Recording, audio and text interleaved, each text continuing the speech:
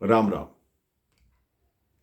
कहते हैं आपके वक्त और हालात जितने भी बदल जाएं, लेकिन अपनी औकात को कभी नहीं भूलना चाहिए। आपको हमेशा याद रखना चाहिए। आप करोड़ों के मालिक हो जाएं, लेकिन आप ये अवश्य सोचिए कि आपका सफर कहां से शुरू हुआ था, आप कैसे थे और क्या थे। किसी राजा राज्य में एक राजा राज्य करता था। उसकी केवल एक पुत्री थी, कोई पुत्र नहीं था। राजा वृद्ध हो चला था। उसके मंत्रियों ने कहा कि राजा साहब, आप तो वृद्ध हो चले हैं, आपके मन में तो सन्यास की कामना भी आ रही है, लेकिन राजा किसे बनाएंगे। उन्होंने कहा, जो मेरी पुत्री से विवाह करेगा मैं उसी को राजा बनाऊंगा। राजा ने आदेश दिया अपने सारे सैनिकों को जो राज्य की सीमा पर रहते थे कि प्रातःकाल जो सबसे पहला परदेसी व्यक्ति इस राज्य में प्रवेश करेगा मैं उसी को राजा बनाऊंगा।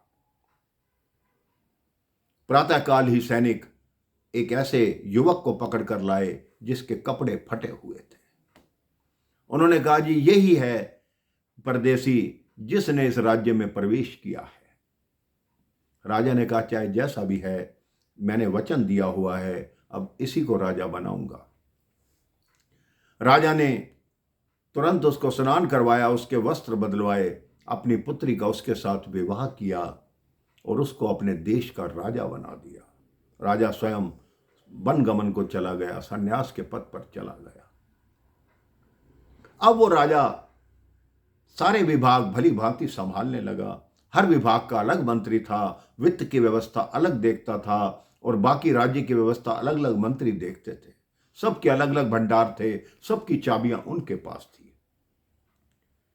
लेकिन उस राजा ने एक गुप्त कोठरी बना रखी थी, जिसमें हर 15 दिन में वो उस कोठरी में जाता, भीतर से द्वार बंद करता और आधे घंटे के बाद उस कोठरी से निकल आता। मंत्री कहते, राजा से पूछते कि राजा साहब, उस कोठरी में आप क्या करने जाते हैं। राजा कोई उत्तर नहीं देता।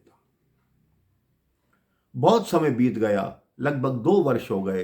हर 15 दिन में राजा जाने लगा। हर मंत्री ने पूछा, लेकिन राजा ने कोई उत्तर नहीं दिया।